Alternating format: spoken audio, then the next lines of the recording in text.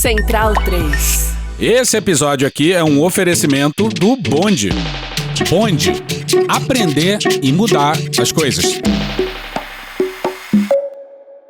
Agora vamos para a abertura. Com todo respeito às duas candidatas ao Senado dos outros partidos, elas não começaram a fazer política em São Paulo. Não, brother. Você já perdeu uma grande oportunidade de fazer silêncio, de ficar quieto, de fechar a boca. Não elegeram esse Estado para servir. Ouve o que tá falando? Ele não fica nem vermelho, né? Sem vergonha! Sem vergonha. Sem vergonha. Quando ele fala que as duas candidatas não têm domicílio aqui, primeiro, É uma hipocrisia generalizada. é de uma estupidez política, porque ele vai retomar, vai relembrar os eleitores da própria vinda oportunista dele.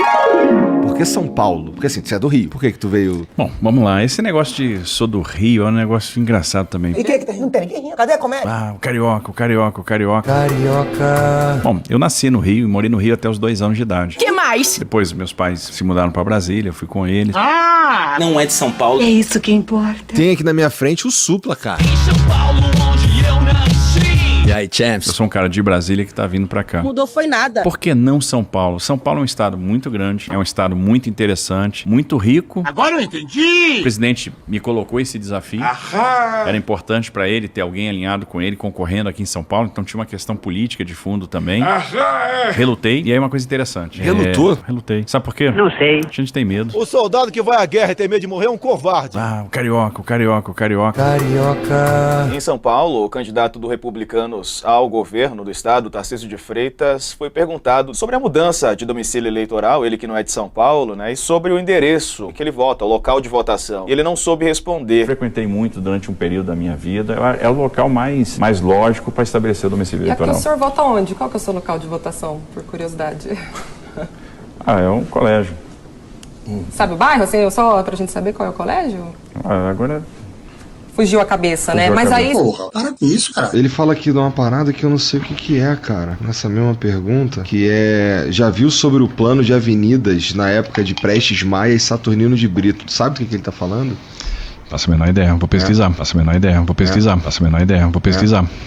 Tá. Fernando, alguma proposta para os rios e córregos da cidade de São Paulo? Já viu sobre o plano de avenidas na época de Prestes Maia e Saturnino de Brito? Eu sou fã do Saturnino de Brito, que foi um dos caras que, na minha opinião, era um visionário, assim, do que tinha que ser feito. Então me esclareça aí que eu não sei quem é. O Prestes Maia, você sabe? É o cara do plano de avenidas de São Paulo, não é? Foi prefeito de São Paulo. Era um cara que tinha uma visão, na minha opinião, mais conservadora da cidade, mais rodoviarista, menos ideia de transporte público, transporte de massa e mais carro e o caramba, entendeu? Foi um prefeito importante, mas assim, dialogava menos com o futuro do que eu penso que devam ser a cidade. O Saturnino de Brito, não. O cara que planejou os canais de Santos, por exemplo, ele era um engenheiro e lidava muito com água. Fez vários planos de drenagem em cidades importantes. Santos é uma delas. Aqui em São Paulo ele tinha um projeto muito legal. Em vez de você fazer piscinão, você fazia lagos artificiais que mudavam de nível de acordo com a reservação da água em tempos de chuva ou não. Era um projeto muito mais interessante. Você fazia parques em torno desses. Um lago que é mais ou menos isso é o Lago do Ibirapuera. O Lago do Ibirapuera, ele vem de um rio que chama Córrego do Sapateiro, que desce ali a Sena Madureira. Ninguém sabe, tá uma avenida em cima. Aquele Lago do Ibirapuera, ele regula a drenagem. Que foi o Saturnino que planejou isso daí. O Saturnino era um cara que tinha essa cabeça. Tá. De usar os rios, de usar os córregos, de não tamponar os rios, de não botar uma... Entendeu?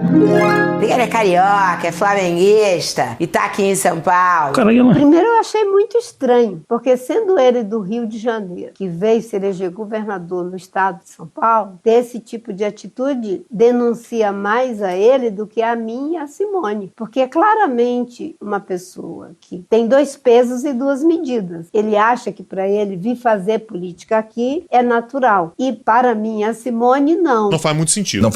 Imagina, a situação dele foi ainda mais delicada, porque ele foi no último segundo, mudou pra cá. Senta que lá vem a história. Então, ele tinha transferido o domicílio para aquela cidade, porque um sobrinho morava lá, então ele deu o endereço do sobrinho, ele não chegou a morar em São José, ele desde sempre se estabeleceu na capital, mas deixou o domicílio eleitoral lá, não sabia onde ia votar, e aí a cena não precisava nem da esquerda para fazer circular, a cena falava por si mesma. Ele tinha acabado de... Ele nasceu no Rio, mas ele fez toda a carreira política dele em Brasília, já estava radicado lá, estabelecido, a família, tudo, e veio pra cá. Ele queria ser candidato ao Senado por Goiás, Goiás ou por algum outro estado do Centro-Oeste. E o Bolsonaro pediu para que ele viesse para disputar o governo. E em São Paulo ele veio no ano da eleição, em janeiro. Eu fiz essa matéria, fiz essa cobertura, eu lembro que ele veio naquele mesmo ano. Ou seja, vivemos a hipocrisia. E eu acho que tem também uma atitude, né, de preconceito contra as mulheres, de se acharem o dono do mundo. Nós podemos montar o nosso território, a nossa barraca, onde quiser. As mulheres vão ser sempre vistas como estrangeiras, como devem ficar do lado de fora. Porra, caralho, porra. Simone Tebet não é exatamente uma pessoa de esquerda, uma pessoa de centro, mas ela tá, digamos assim, não tá na mesma posição, digamos, da Marina. Então a questão não é nem ideológica, no fundo o incômodo dele é que são duas mulheres altamente capazes, altamente articuladas, com uma disposição incrível de promoção de políticas públicas, que tem uma visão de desenvolvimento do país grande, que sempre tiveram muito vinculadas aos processos democráticos, que não compraram pautas reacionárias e principalmente não compraram pautas saudosistas de um passado que ninguém quer de volta no Brasil, né? E justamente elas estão liderando. E a ministra do Supremo Tribunal Federal, Carmen Lúcia, deu prazo de 5 dias para o governador de São Paulo, Tarcísio de Freitas, e o presidente da Assembleia Legislativa de São Paulo, André do Prado, explicarem a homenagem feita ao coronel e ex-deputado estadual Erasmo Dias, considerado um expoente do regime militar. Um viaduto no interior do estado foi batizado com o nome do coronel. Erasmo Dias foi secretário de Segurança Pública de São Paulo durante o período da ditadura militar e ficou conhecido por comandar uma invasão à PUC de São Paulo em setembro de 77, numa operação contra o movimento estudantil, na qual mais de 900 estudantes que participaram de um ato público foram detidos. Não nos cabe fazer censura do parlamento. Um projeto de lei que é aprovado no parlamento, quando ele vem para o executivo, a tendência dele é ser aprovado. Quando que a gente vai pôr veto a um projeto? Quando ele impacta o orçamento, quando ele gera uma despesa e não fez a indicação de fonte, quando houver um vício de iniciativa, Aí, ó. Ele perde a oportunidade de agir corretamente no sentido de não exaltar um período vergonhoso para a história do Brasil. Dizendo que não há risco democrático, de ruptura democrática. A mesma coisa era falada pelos republicanos na época do governo Trump e houve uma tentativa de golpe, uma evasão ao Capitólio. Se isso acontecer no Brasil, como o senhor vai agir? O senhor vai manter o apoio? O senhor vai relativizar? Ou o senhor vai condenar, eventualmente, uma tentativa de golpe? Tarcísio de Freitas, em junho de 2022. Isso não vai acontecer no Brasil. Errou! Sim. O senhor põe a mão e a cara no fogo, ministro? Não vai acontecer. Errou feio, errou rude. Confio plenamente. O presidente é produto da democracia. Não é. Não. Nem fodendo! É bom, ele foi eleito na democracia, mas ele já defendeu a ditadura. E continua defendendo, aliás. Não, eu não vejo ele fazer defesa da ditadura. Tu tava fora do Brasil, irmão? Elas não começaram a fazer política em São Paulo, não elegeram esse estado para servir. Cala a boca, meu irmão. Tarcísio podia ter usado 1000 argumentos, usou o pior de todos. Eu também vejo um elemento de misoginia, sem dúvida, tá atacando duas mulheres aqui. Os candidatos da direita estão muito mal, exatamente porque as políticas específicas deles para São Paulo não estão funcionando. Por quê? Porque as duas estão à frente nas pesquisas de intenção de voto ao Senado. Se a eleição fosse hoje, as duas seriam eleitas. A gente vai trabalhar para ter uma pessoa que cuidou da segurança pública do estado e sabe como isso é caro para a nossa população. Derrite vai falar da segurança num estado onde quase 50% da população, aí pelo menos a cidade de São Paulo, hoje tem medo de assalto. Então não é um bom argumento. Simone Tebet já respondeu numa entrevista à CNN. Ela disse que paga imposto em São Paulo há 10 anos. E olha só, ela é corintiana, quer carteirinha melhor, né? Quer carteirinha melhor pra você dizer que você é de São Paulo. Ele é carioca, é flamenguista e tá aqui em São Paulo. O carioca. Carioca. Delírio em Brasília. Vocês percebem a loucura? Legal. Olá, bem-vindos ao Medo e Delírio em Brasília com as últimas notícias do que restou do Brasil. Bom dia, boa tarde, boa noite. Bom dia, porra. Por enquanto. Eu sou o Cristiano Botafogo. Botafogo é bairro, viu, meu filho? Você viu a Fernanda Torres? Cristiano, seu lixo. Cristiano, seu lixo. Seu lixo. Seu lixo. Seu lixo. Seu lixo. lixo! Calma! E Cristiano. Aquele verme maldito. Cristiano. E aí? E o... Brasília, depressão. Como é que chama, gente, o podcast dos caras? E o Medo e Delírio em Brasília. Medo e Delírio em Brasília. Isso. Beijo pra eles. Medo e Delírio, hein? É um programa que, pô, mano, meio duvidoso, né, mano? Fora seu Medo e Delírio em Brasília, pô. Eu não ouço Medo e Delírio. É escrito por Pedro Daltro. Um abraço, Daltro. Meu queridíssimo Pedro Daltro. Um beijo pro Pedro Daltro. Pedro Daltro. Pedro Daltro. Pedro Daltro. Todo mundo sabe quem é. Parabéns a toda a equipe de roteiro. E um beijo pro Pedro Daltro. Pedro pro beijo Daltro. Eu consegui descobrir quem está por trás do Medo e Delírio em Brasília. Eu nem conheço os caras. Esse é o episódio 45 de 2026. Ah, é? Foda-se. Bora passar pano? Não. Tá, mas bora tentar passar um pouquinho menos de raiva? Bora! 3 pastores entram num bar no... Calma. Tamo de volta, senhoras e senhores, mas primeiro... Alô, Curitiba! Dia 29 de agosto, às 4 horas da tarde, na Itiban Comic Shop, na Avenida Silva Jardim 845, em Curitiba, vai ter o lançamento do livro Juízo Final, com presença da Gabriela Biló, eu vou estar lá também, e o Pedro Daltro. O livro vai estar à venda lá também, e vamos estar lá pra fazer uma conversa com a galera, e depois assinar os livros de quem quiser ter o livro assinado. Evento aberto pra todo mundo. Aí, a partir das 8 da noite, 20 horas, no mesmo dia, 29 de agosto, eu tô enfatizando agosto, gente, que a gente tá em julho ainda. E teve um evento que a gente fez, que a gente anunciou com muita antecedência, e teve um povo que foi no mês anterior. Então, 29 de agosto! Mas voltando às 20 horas, vai ter a festa do Medo e Delírio na Sociedade Operária Beneficente 13 de maio, na rua Desembargador Clotário Portugal 274, com DJ Matias Pinto, sim, ele mesmo do xadrez verbal, Lacumbi Artificial, do nosso queridíssimo Carlos Bolívia, vai ter a doiderésima mixtape do Medo e Delírio, além de Beat Macúmbia e DJ Mitai. As informações estão nas nossas redes sociais e no descritivo desse episódio aqui. Lembrando, o lançamento é aberto pra todo mundo, mas a festa tem que comprar o ingresso. Mas agora vamos seguir. Vamos seguir. No episódio recente, a gente falou das desventuras de Edir Macedo. Eu fico muito triste, cara. Desaberto, filho da puta. A Polícia Federal realiza nessa manhã a Operação Miragem, que tem o objetivo de desarticular um esquema de fraudes no sistema financeiro nacional envolvendo a gestão do banco Digimais. Que demais! Não. Digimais. Bom. A gente sabe que o bispo Edir Macedo é o dono desse banco. O pastor marginal. Pois é, um pastor banqueiro. Bom, se o banco fosse irretocável, sem qualquer crime, já seria meio complicado, né? Mas... uma série de balanços fraudados. Mentiroso sem vergonha, vai pro inferno. E com base nesses balanços, segundo a investigação, foram emitidos CDBs, foram emitidas algumas letras financeiras com base nisso. Mas isso é enganar. E isso acabou dando ali uma lucratividade pro banco Digimais. Que demais! Não! Digimais. Pula! Eu gosto de dinheiro! Porra. Que é controlado por uma holding, que é do próprio Edir Macedo. O Edir daria um ótimo protagonista de filme de terror, Cristiano!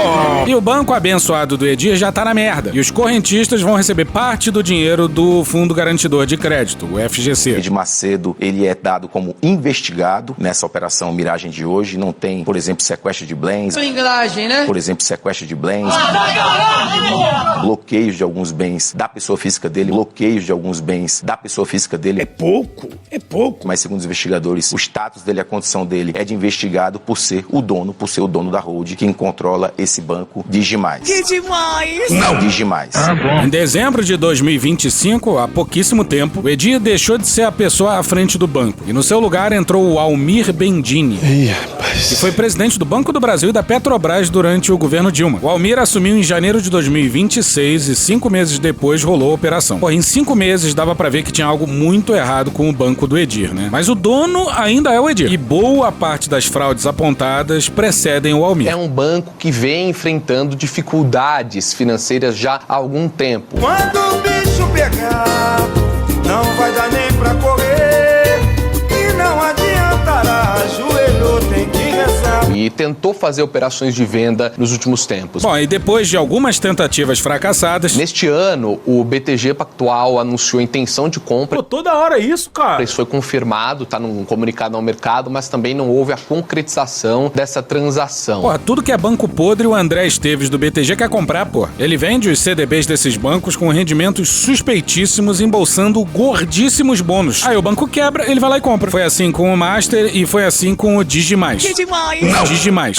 25% dos CDBs do Edir foram vendidos via BTG. E o Banco Digimais, portanto, continua sob controle do grupo do Bispo Edir Macedo e agora é alvo de uma operação aí da Polícia Federal, o que evidentemente compromete uma possível nova venda. Todo mundo se fudeu! Pois é, e tudo indica que nessa o pastor vai se fuder olimpicamente, hein? Haja dízimo! Diz aí, Edir. Não pense você que as pessoas dizem, vamos enriquecer essa igreja, esse bispo Macedo. Você não vai enriquecer a mim coisa nenhuma. Você vai ficar sempre me devendo. Escute o que eu estou falando. Todas as pessoas da Igreja Universal do Reino de Deus, elas estão me devendo. Porque nós enriquecemos as pessoas e continuamos pobres. Essa é a realidade. Você sabia disso? Talvez não saiba, mas essa é a realidade. Não é. Mas que filho da puta, olha aí, veja você. A Justiça Federal também determinou, viu, Anitta, a quebra dos sigilos bancário e fiscal de todos os investigados, além também do bloqueio de bens, que pode chegar a um valor a mais ali superior a 670 milhões de reais. Que beleza! E tudo começou com o Banco Central passando informações para o Ministério Público. E não é só o Edir. A Igreja da Lagoinha também tinha um banco chamado Clava Forte. Lagoinha, a igreja frequentada pelo Nicolas, da qual ele sempre fala, é uma coisa muito pública. Ela tem uma fintech. Eu já acho isso muito bom, que é uma igreja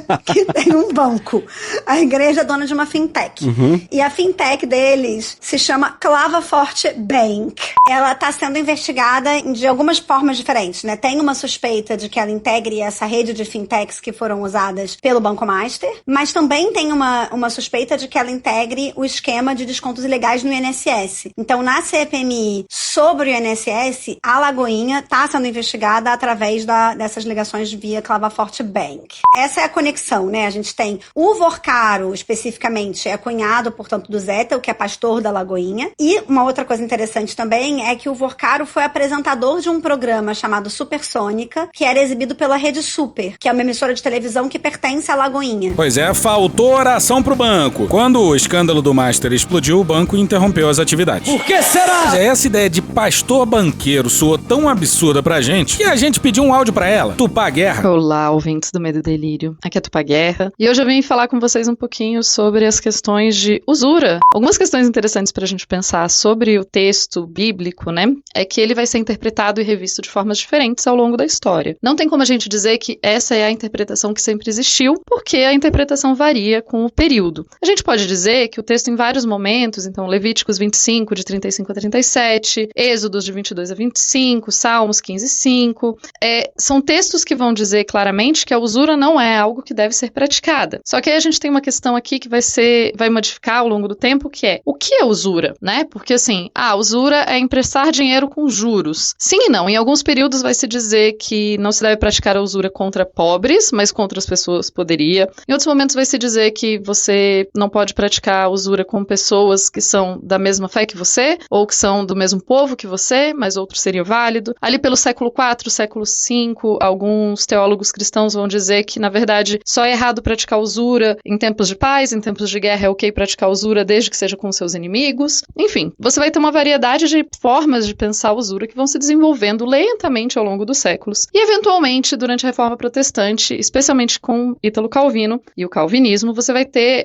uma virada, e que vai ser dizer o quê? Usura não é juros. Usura é o juros excessivo. Sendo assim, ter um banco e praticar a usura não seria necessariamente um problema, uma vez que você não estaria fazendo aquilo de forma excessiva. Certo. Mas aí, então, por isso que eu digo que não existe uma forma única de interpretar, cada período vai falar de um jeito. Obrigado, Tupá. Aliás, ouçam o podcast da Tupá, hein? Uma Tupá no Tempo, que tá massa pra caralho. Inclusive, eu mesmo já estive lá. Foda-se. Mas voltando. Vamos seguir. Bom, depois do Edir, pastor banqueiro, dono de emissora, agora com outro pastor que faltou os ensinamentos bíblicos. Mas antes, vamos perder um tempo apresentando sua turminha da pesada. Só gente boa, amém? Só gente boa. Mais um dia de operação da Polícia Federal, dessa vez no Rio de Janeiro, quinta fase da Operação Unha e Carne, que se iniciou lá atrás, após a prisão do ex-presidente da Alerj, o ex-deputado Rodrigo Bacelar, que hoje está preso. Ele foi alvo de um mandado de prisão na manhã de hoje, mas ele já está preso desde que a Polícia Federal revelou ali o seu envolvimento com o TH Joias, que também era deputado estadual, e ele teria passado informações sigilosas para o TH Joias antes de uma operação da Polícia Federal. A polícia foi atrás do TH Joias, que o Rio de Janeiro inteiro sabia que fazia parte do CV. E aí chegou no Bacelar, o poderoso presidente da Alerj, preso na primeira fase da operação. O Rodrigo Bacelar era o cara que o grupo do Flávio Bolsonaro inicialmente queria ver como governador do Rio de Janeiro. É Flávio Bolsonaro! O TH Joias era deputado estadual no Rio de Janeiro. Ele foi preso por suspeita de lavagem de dinheiro pro Comando Vermelho, tá? Comando Vermelho. Pra quem não lembra, dentre outras coisas, o Bacelar vazou uma operação em cima do TH Joias. Tem até diálogo dele com o TH Joias que pergunta o que fazer com dezenas de picanhas no seu congelador. Comer salada é bom, cara. O plano deles era mandar o vice do Cláudio Castro pro TCE, o que foi feito. Aí o Cláudio Castro renunciaria para concorrer ao Senado e o Bacelar, então presidente da Alerj, assumiria o governo para turbinar sua campanha a esse mesmo governo, com a máquina na mão. Esse era o sonho tórrido do bolsonarismo no Rio. Mas aí veio a... Duas letras, PS. E... Todo mundo se fudeu! Então o pessoal fica defendendo o Douglas Ruas, que é o pré-candidato deste grupo. Nosso grupo aqui tá anunciando o nome do Douglas Ruas pro governo do Rio. Tava defendendo numa entrevista a Mariana Schreiber, da BBC, bombardeio dos americanos em cima de organizações classificadas como terroristas. Entre elas, o Comando Vermelho. O pré-candidato presidencial Flávio Bolsonaro, que é seu aliado aqui no estado do Rio, né? Ele chegou a defender que os Estados Unidos bombardeiem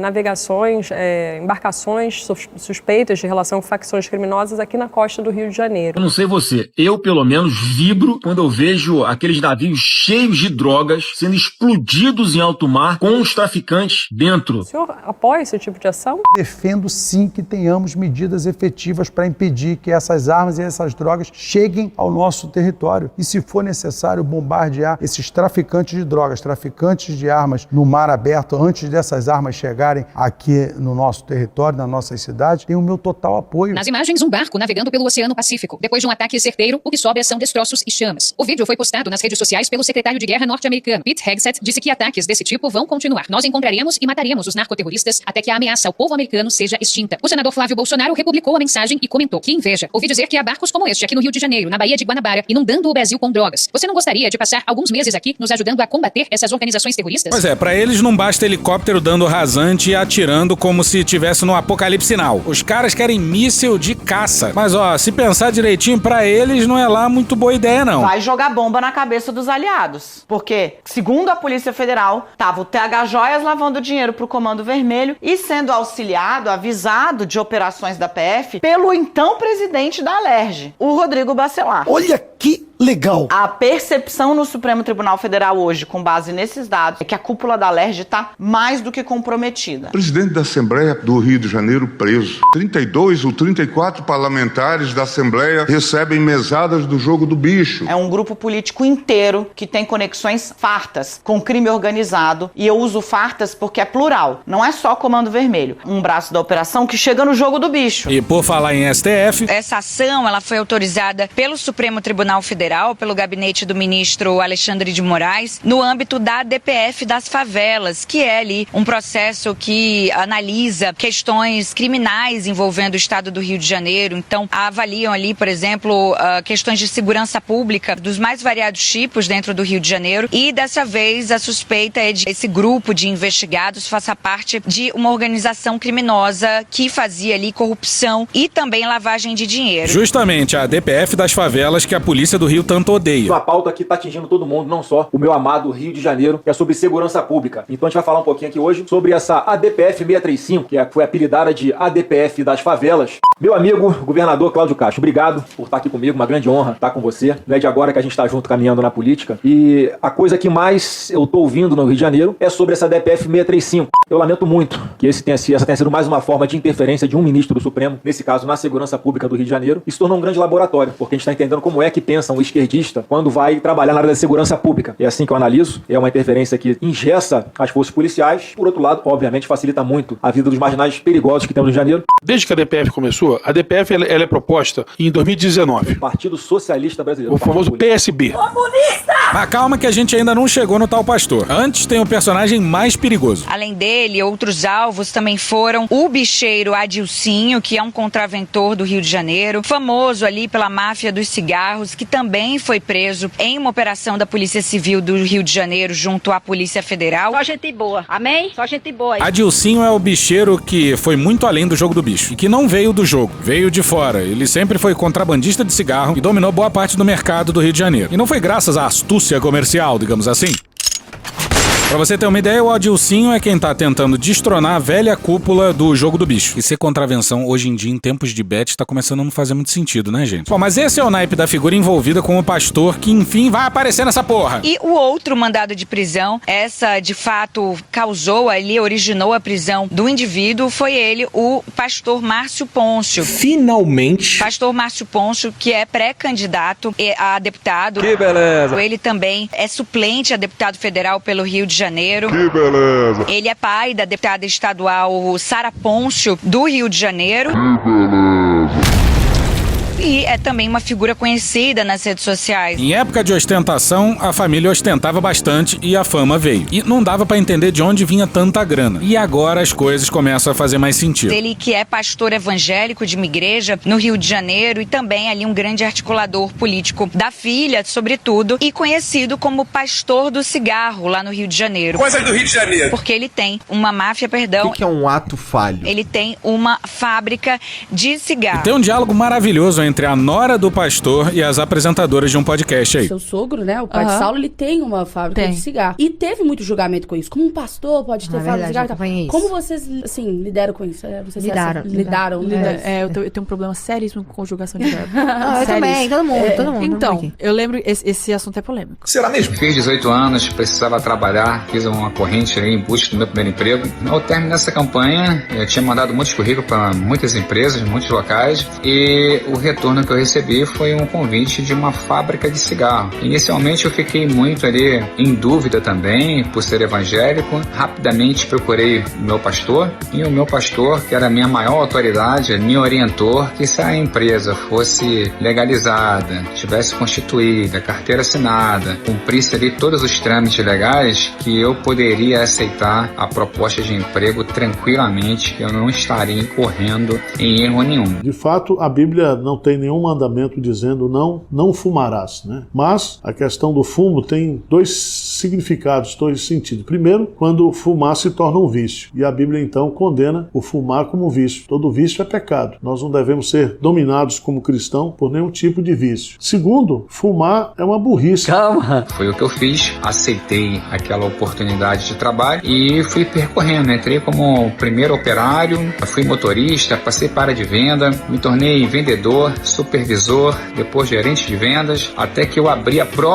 minha própria distribuidora. Passei muitos e muitos anos sendo distribuidor e até que eu cheguei ao ponto de ter a própria indústria. Ninguém fala do dinheiro que se gasta com bebida, que se gasta com cigarro, que se gasta na devassidão. Mas na hora que tu dá oferta, na hora que tu dá dízimo, meu irmão. E volta a maravilhosa Tupá Guerra pra explicar o pastor que fabrica cigarro e causa vício no povo. Quando é o ponto número 2, cigarros, aí a gente entra numa questão bem mais teológica do que o primeiro ponto. Por quê? Aqui a gente está falando de uma prática que você sabe que trará o mal para outras pessoas. Então, algumas pessoas vão argumentar aqui dentro do texto bíblico, se você é uma pessoa que prega a vida, você não pode vender coisas que geram apenas a morte. A gente pode pensar, por exemplo, em Tiago 4,17, aquele, pois, que sabe fazer o bem e não o faz, comete pecado. Então, você sabe que o certo seria as pessoas não fumarem, e se você vende cigarros, você não está fazendo bem, logo você está pecando. Esse seria um argumento, mas aqui vocês conseguem ver que eu estou entrando num campo muito mais teológico, que primeiro não é minha área principal, e depois eu acho que vale a gente pensar que tem formas de interpretar isso de formas diferentes. Qual é o papel de um pastor, que seria necessariamente alguém que conhece profundamente o texto bíblico, que prega a paz, que prega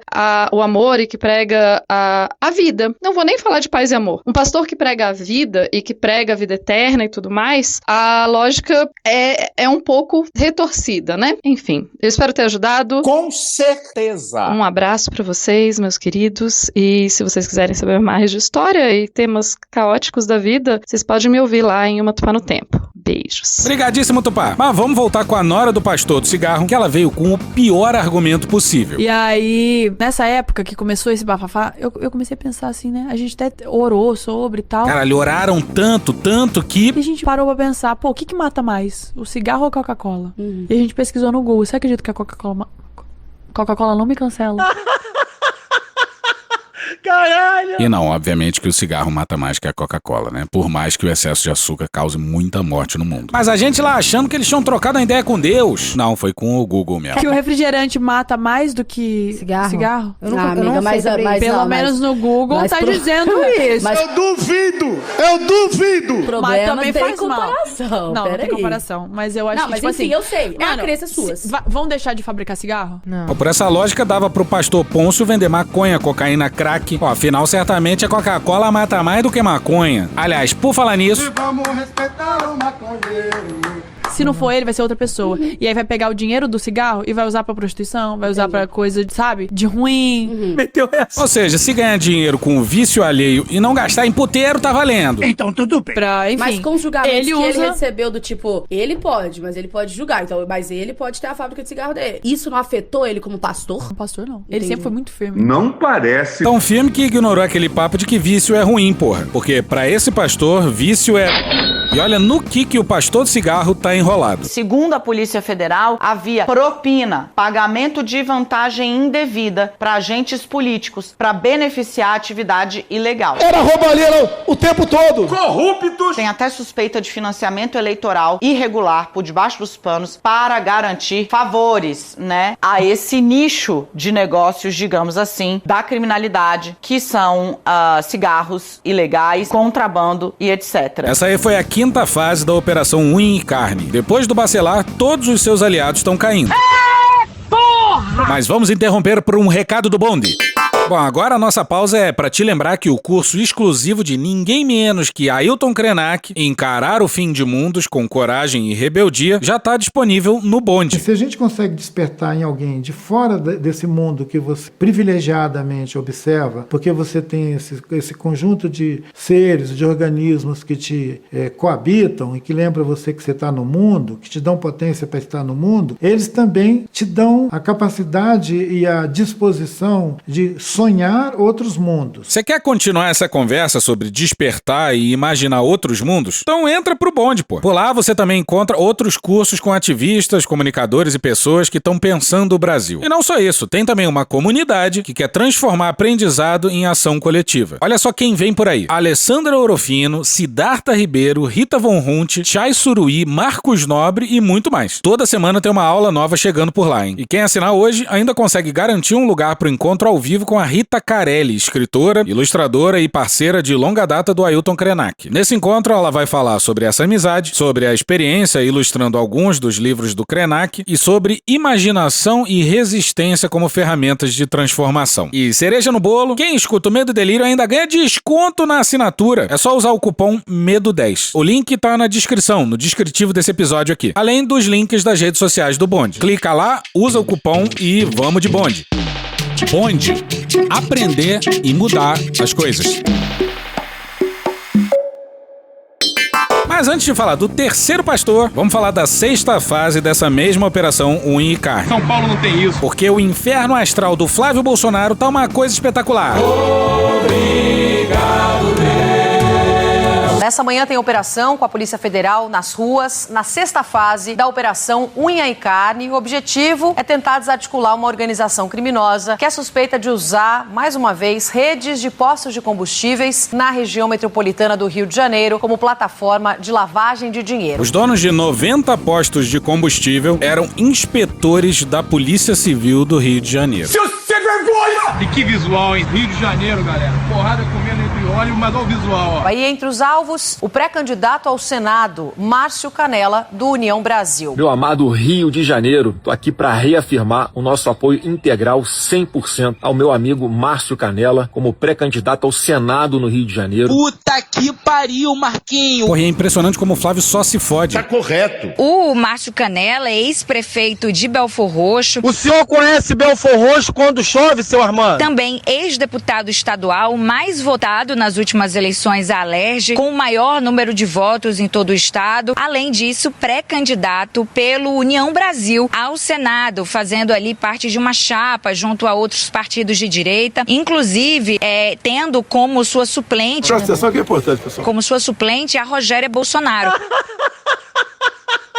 caralho! Que é a ex-esposa do Jair Bolsonaro, ex-presidente Jair Bolsonaro, e também mãe do pré-candidato à presidência da República, Flávio Bolsonaro. Tá passando mal. Tá passando mal. Ele tá passando mal, por favor. O Flávio tinha um candidato ao governo do estado, o Bacelar, e 2 candidatos ao Senado, o Cláudio Castro e o Márcio Canela. O nosso apoio integral 100% ao meu amigo Márcio Canela. Mais um senador indicado pelo senhor Flávio Bolsonaro é preso no Rio de Janeiro. Mais um senador é preso. Na verdade, o Cláudio Castro, Claudinho Lalau, quase foi preso. Por enquanto. Só não foi porque agora deu uma recuada e deu uma mergulhada e desistiu de ser senador da República. Graças ao escândalo do Vorcaro. Mas o Cláudio Castro tem muitos outros escândalos na sua mochila. Mochila.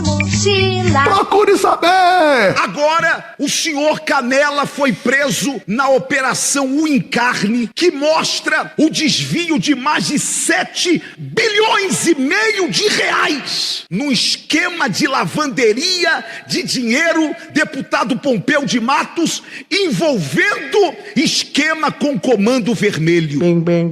Mensolonte. 7,8 bilhões de reais. Com medo de bananada. É isso mesmo que você ouviu. Caralho, Marquinho. O grupo de hoje está sendo acusado de ter movimentado quase 8 bilhões de reais. 8 bi é 7,6 até agora, mas o número não foi atualizado pela Polícia Federal. Meu Deus do céu. A que ponto que o bolsonarismo chegou e vai ter mais gente presa. Vai sim. E graças a Deus que nós temos uma Polícia Federal séria. Infelizmente, no Rio, o bolsonarismo virou caso de polícia. O Flávio montou uma organização criminosa ligada ao Comando Vermelho e ao Jogo do Bicho para concorrer aos cargos mais importantes do Rio de Janeiro. E aí quem defende bandido é o PT. E aí você imagine o Jair sendo informado que os seus candidatos estão caindo um a um. O que os caras querem é a nossa hemorroida. Um momento difícil para a direita fluminense. Chora agora.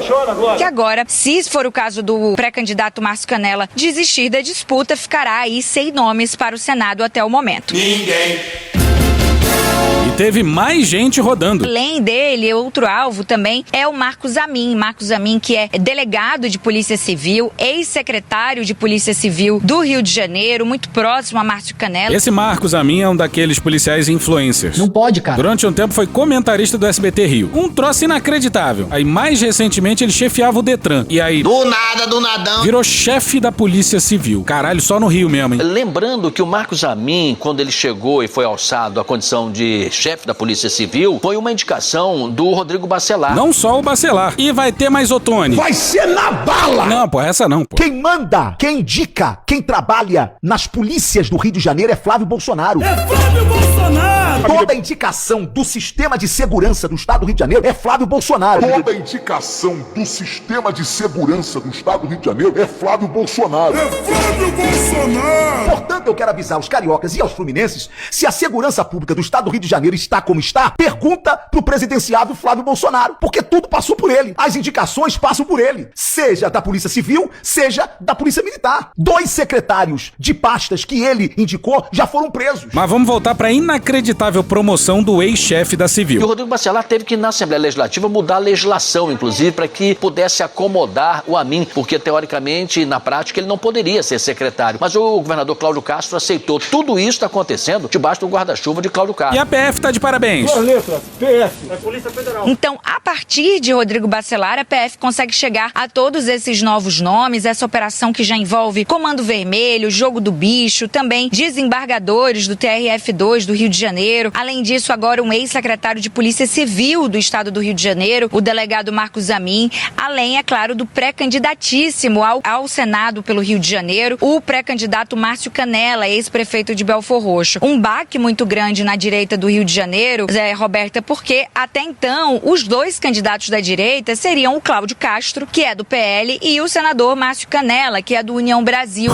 Afinal, tem que respeitar a União Brasil do Antônio Rueda e suas suspeitas ligações com lideranças do PCC. Bom, mas seguindo e pra tragédia bolsonarista ficar completa... O ex-prefeito acabou preso em flagrante por porte ilegal de arma de fogo após a PF encontrar um fuzil em seu carro durante as buscas. Que maravilha. Porra, não pode ser, cara. O Flávio só pode ser burro até não poder mais. Segundo a apuração, integrantes do PL já tinham recomendado que Flávio repensasse, reavaliasse a candidatura de Canela justamente por receio de uma operação da PF contra o ex-prefeito de Belford Roxo. Digamos que o pessoal do PL sabe quem é a figura, que não precisava da PF para informar eles. A gente apurou que os nomes que vão disputar o Senado pelo Rio vão ser definidos por Flávio e Jair Bolsonaro, mas não há data para isso ainda. Uma opção seria o Carlos, mas o Carlos mudou o seu domicílio eleitoral para Santa Catarina. E por lá, tá parecendo que ele perderia a segunda vaga pro Espiridião Amin. Eu sou eleitor declarado de Flávio Bolsonaro. E aí, agora que deu merda... Aliados de Flávio Bolsonaro estão minimizando a proximidade entre o pré-candidato à presidência da República e Canela. Nosso apoio integral 100% ao meu amigo Márcio Canela. Dizendo que era uma relação apenas política. Meu amigo Márcio Canela. Dizem que foi Canela quem pediu que Rogéria fosse a suplente para reforçar a sua posição de direita. Nosso apoio integral 100%. Já que ele era um cara mais conhecido ali como do Centrão. Ah, o Centrão! Eu sou do Centrão. Eu sempre fui do Centrão. E tá gostoso demais testemunhar isso tudo, hein? A gente já falou como o ano passado se encerrou lindamente. Tava tudo dando errado pra eles, aí o ano virou. Foram uns 4 meses de desgraça. Mas, ao que parece, a direção do vento mudou ferozmente. É um desmonte completo desse palanque do Flávio no Rio de Janeiro, né? É! Tá todo mundo caindo. Ai, ai!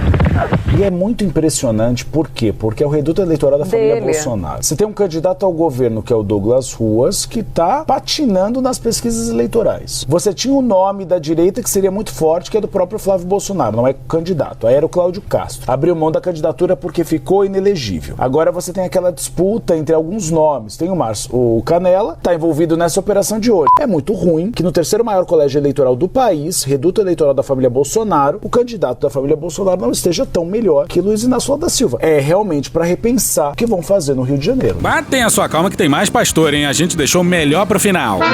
O pastor em questão é um pastor muito caro esse podcast. Qual é o paradigma? Quase. Foi na trave. Estamos falando do pastor Sóstenes Cavalcante. Eu fui induzido ao erro. O parlamentar que parece pupilo do Malafaia. Agora, o partido do ex-presidente Jair Bolsonaro tá vivendo um momento de crise. E nessa manhã, a Polícia Federal cumpriu mandados de busca e apreensão contra pessoas ligadas ao deputado federal Sóstenes Cavalcante. Que delícia! Que é líder do PL na Câmara dos Deputados. Essa investigação é sobre a origem de R$430 mil em dinheiro vivo encontrados com o parlamentar durante uma operação realizada em dezembro do ano passado. Você lembra?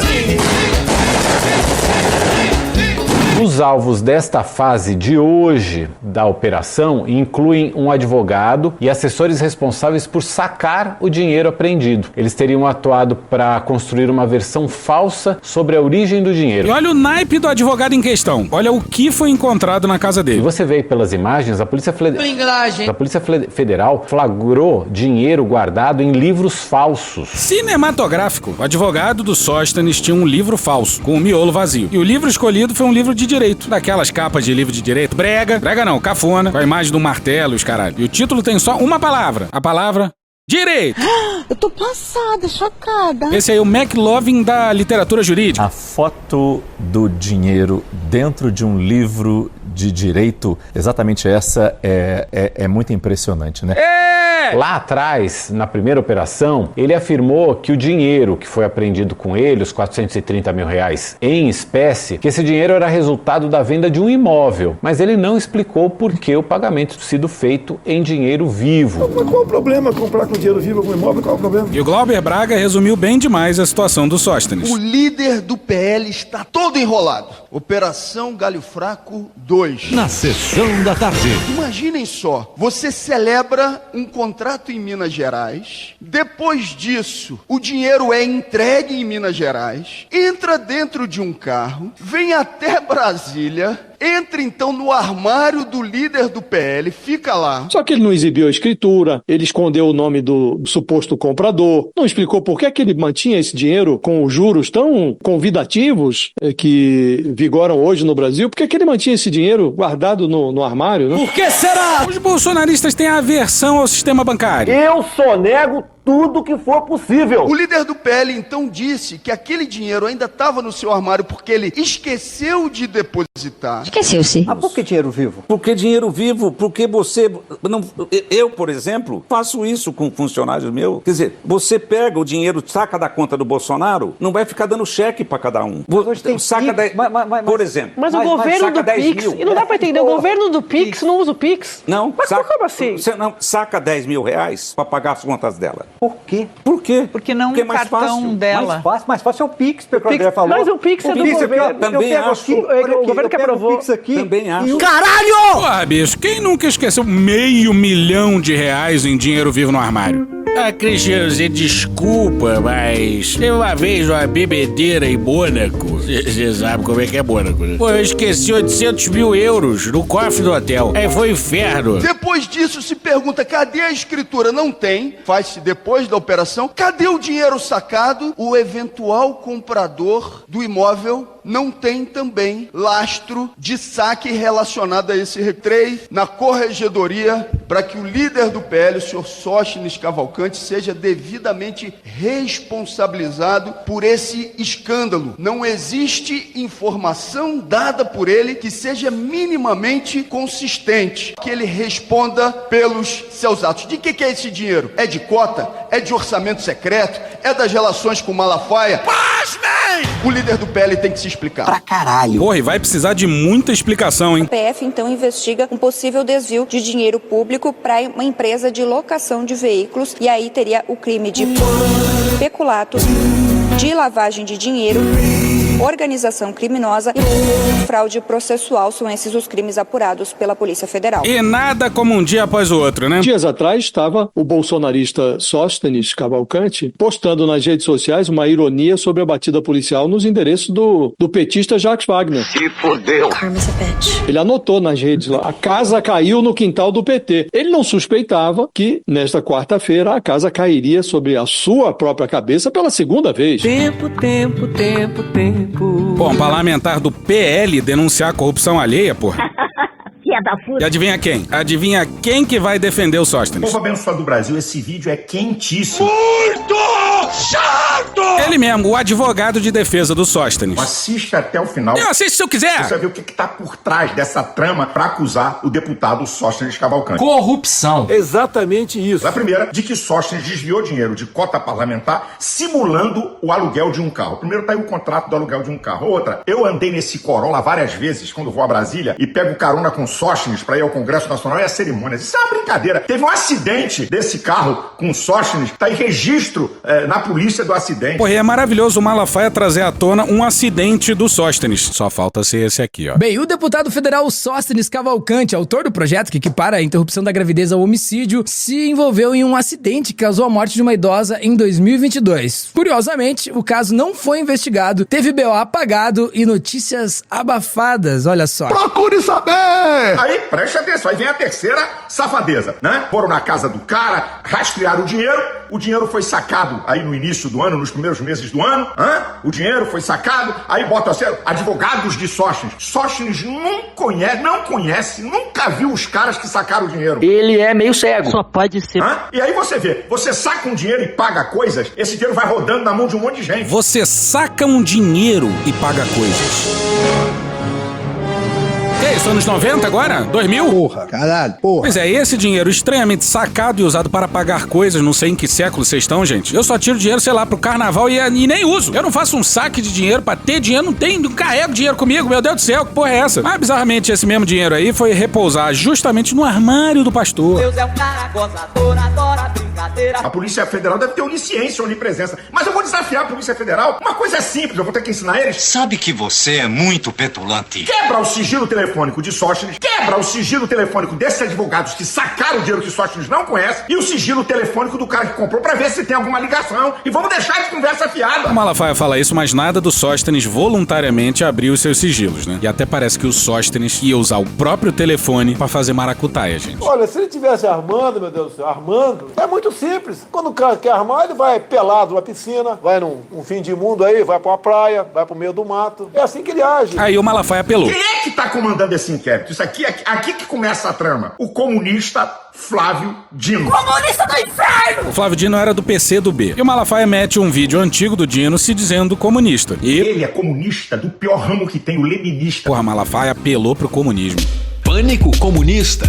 Pânico comunista. Pânico comunista. Tiveram medo de Brizola, tiveram medo de Lula e etc, porque iam estatizar, porque iam fazer isso e aquilo. Não era assim? Não batiam de porta em porta nas casas das pessoas nos últimos dias antes da eleição para dizer: vão tomar sua casa, se Lula for eleito vai tomar sua casa. Não era isso? Não ficam aí defendendo o neoliberalismo, o liberalismo, o conservadorismo, todas essas coisas, com medo de fantasma, de comunismo, com essas coisas. O deputado Sóstenes Cavalcante é líder do maior partido de oposição ao governo Lula, o PL, por isso querem calá-lo. Vou afirmar aqui, Sóstenes já está condenado por Flávio Dino, por isso é importante manter o mandato de Sóstenes como deputado federal. Bom, o Sóstenes negou tudo e se fez de vítima, claro, né? O Sóstenes se diz perseguido. Ele é pastor evangélico. Ele, de certo, conhece os pecados capitais. São 7. Soberba, avareza, luxúria, inveja, gula, ira e preguiça. Se a Polícia Federal tiver certa, os teólogos vão ter que catalogar um 8º pecado capital, que é o pecado do capital propriamente dito. Não orna com a figura que o Sóstenes precisa ou pretende ostentar, né? E olha que coisa! Essa operação também mirou o deputado federal Carlos Jordi, que também é do PL do Rio de Janeiro. E com tantos pastores se fudendo... É claro que existe ali um temor dentro do governo federal de uma mistura, vamos dizer assim, das informações. Existe o temor de que parte do mundo evangélico possa haver uma influência da Polícia Federal, do governo Lula, melhor dizendo, na Polícia Federal. Mas já tem uma vacina criada dentro do PT há algum tempo, não só sobre os evangélicos, mas sobre tudo que envolve a Polícia Federal, de uma suposta ali, ou que eles defendem que existe, que é uma independência da Polícia Federal e que ela poderia ser comprovada nas investigações contra Lulinha, o filho do presidente Lula, no caso do INSS, e agora a própria investigação do líder do governo no Senado, Jacques Wagner, que foi alvo de uma operação da Polícia Federal no âmbito do caso Master, e que, portanto, o PT e o presidente Lula não teriam nenhuma ingerência sobre o trabalho da Polícia Federal, que atingiria a todos, inclusive a adversários e aliados do presidente da República. Pô, e é um bom argumento mesmo, fica difícil de discordar, porque foi a duas letras que revelou a esquisitíssima história do Lulinha, e foi a PF que foi pra cima do líder do governo no Senado. Petista 4 estrelas. Mas vamos fechar o tópico com o Malafaia.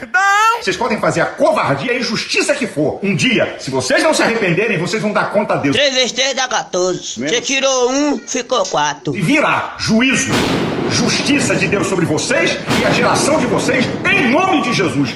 O pastor amaldiçoou uma geração inteira. Malafaia apelou pro comunismo e pediu que Deus castigue a geração de vocês. Tenho dito, Deus abençoe você, sua família e tenha misericórdia do Brasil. Faltou Deus abençoar o Malafaia, né? E aqui a gente vaticina que Deus não tenha misericórdia de pastor pilantra. Isso sim. Aí o Valdemar também se fudeu. Mas isso fica pra semana que vem. É uma loucura.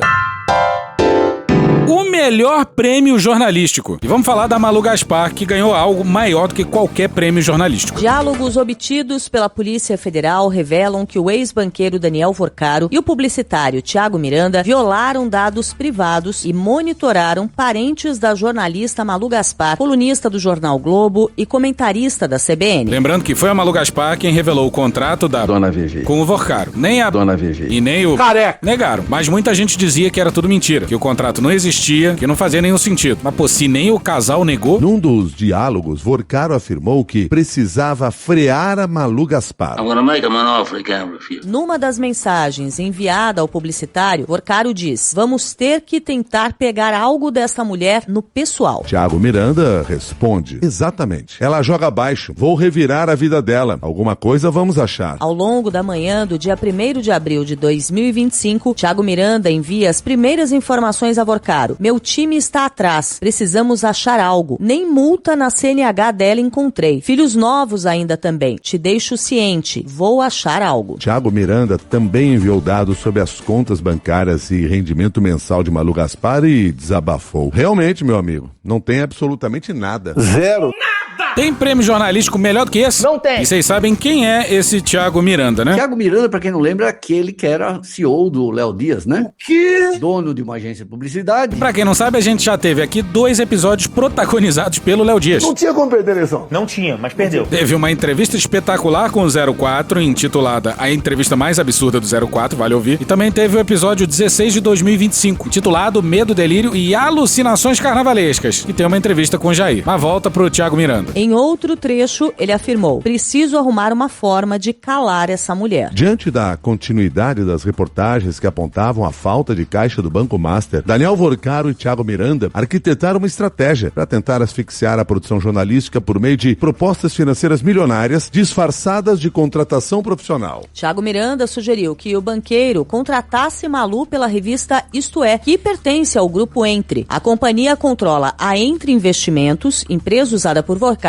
para investir no filme Dark Horse, sobre a vida de Jair Bolsonaro. Vorcaro responde que quem deveria tentar a contratação era o próprio Thiago Miranda, que na época era CEO do grupo Léo Dias. Pô, faria muito mais sentido o convite via da Isto É, né? No fim das contas, o convite foi para ser colunista do grupo Léo Dias de Comunicação.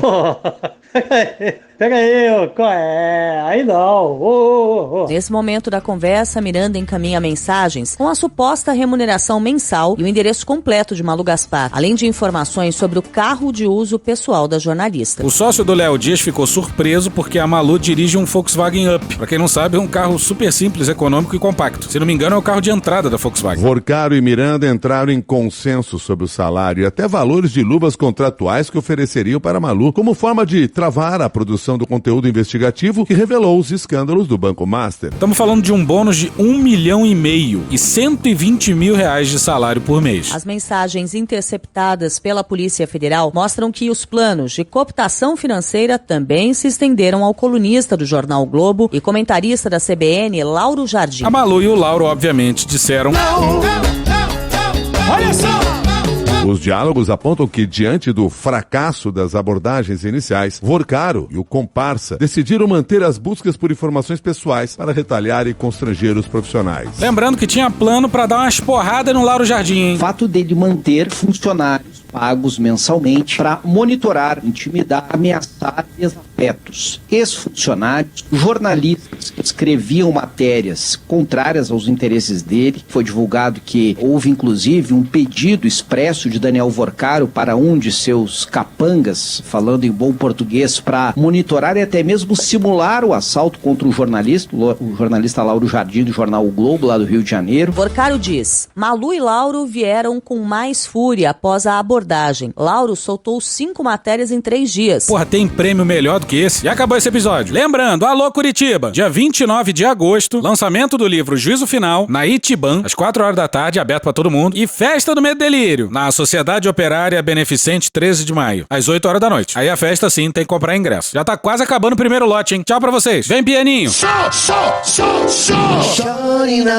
E hoje a gente fica por aqui. Muito obrigado a todas as fontes. Vou ficar devendo mais uma vez. Estão sendo dias muito cansativos. Eu tenho só 5 anos. Então é isso. Muito obrigado. Um beijo no coração. Thank you! Se quiser e puder, pinga um lá pra gente no apoia.se/Medo e Delírio, no patreon.com/Medo e Delírio em Brasília, na Orelo ou no Pix Medo e Delírio em Brasília @gmail.com. Porra, doação ao caralho, porra. Não tem nem dinheiro pra me comprar um jogo de videogame, moro, cara? Assina o nosso feed no seu agregador de podcast favorito e dá uma olhada nas nossas redes sociais. E também no loja.medoedelirioembrasilha.com.br. Eu sou o Cristiano Botafogo, o Medo e Delírio em Brasília é escrito por Pedro Daltro e produzido pelo Guilherme Gandolfi, @GuiFrodo nas redes sociais. Bora passar pano? Não. Mas bora passar menos raiva? Bora!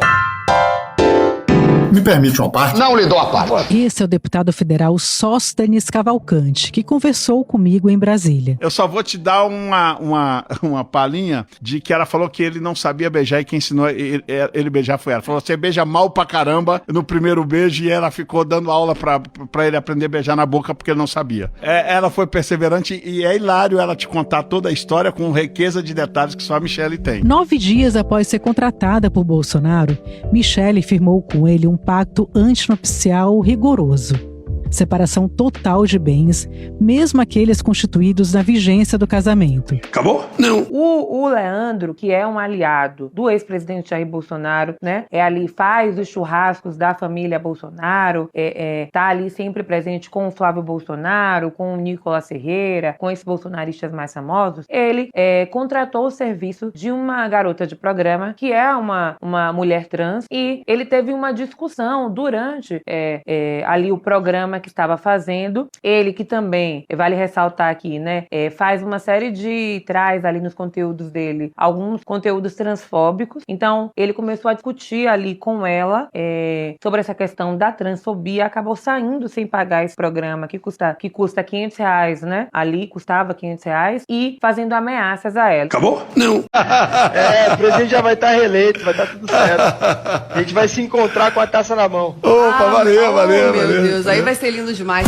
Deu errado. Acabou? Não. Esse lugar onde o Flávio foi falar, contextualiza isso pra gente, Jamil. O que é isso? Assim, o Flávio foi convidado pelo Trump pra ir falar sobre tarifa nos Estados Unidos? Porque é isso que tá aparecendo, entendeu, cara? Olha, vamos lá.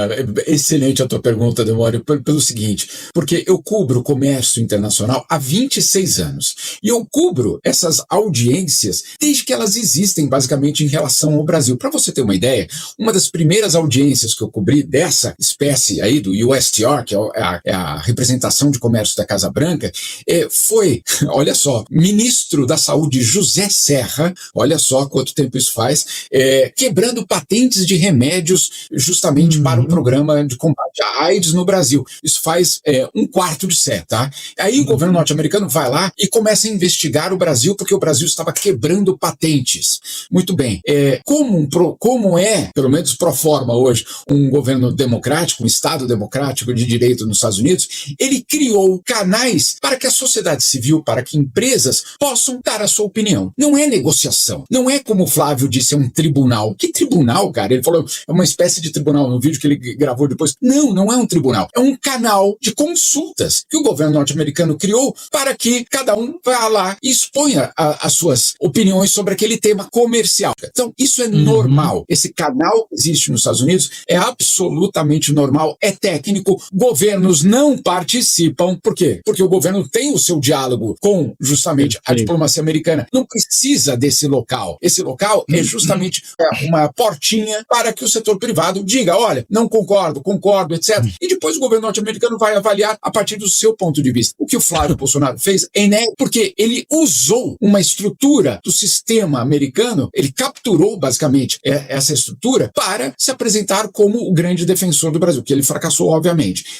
Só para completar, ele deixou a indústria muito preocupada, porque a indústria que ia defender de fato o Brasil disse, gente, não é aqui, não é para isso que existe esse sistema aqui. Então a própria indústria, eu conheço pessoas da indústria que estiveram lá com ele falando, meu Deus, vamos ter problemas, porque ele vai politizar tudo isso. Perdão, Demora. Não, justamente isso, porque isso, Jamil, na cobertura não tá claro, e isso é uma diferença fundamental, porque as pessoas, é como a gente tem aqui no Brasil as audiências públicas, né? Acabou? Não. Acabou sim. Acabou. Porra, acabou.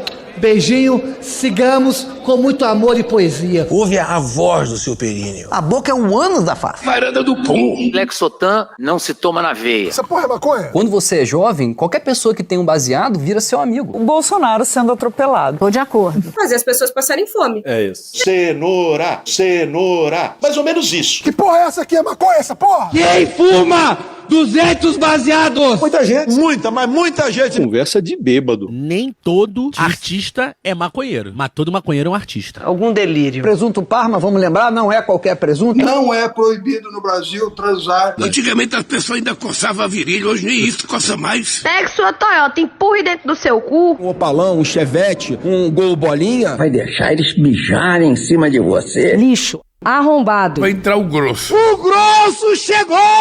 Ai, que dor no meu pau. Eu sou especialista em pau. É a piroca. Ela é bastante extensa. Veja a gramatura. Você não sabe como eu ficava feliz quando eu vi um trabalhador mostrar uma pica. Também entra.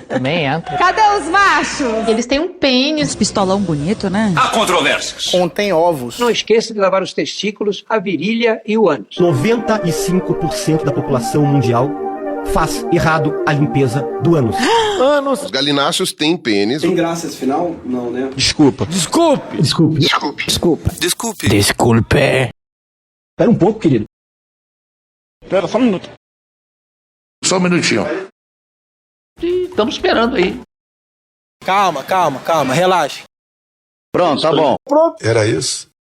Acorda, vagabundo! Acorda! Obrigado, minha gente. Deus proteja a todos. Sejam felizes. Abraço. Deus proteja a todos.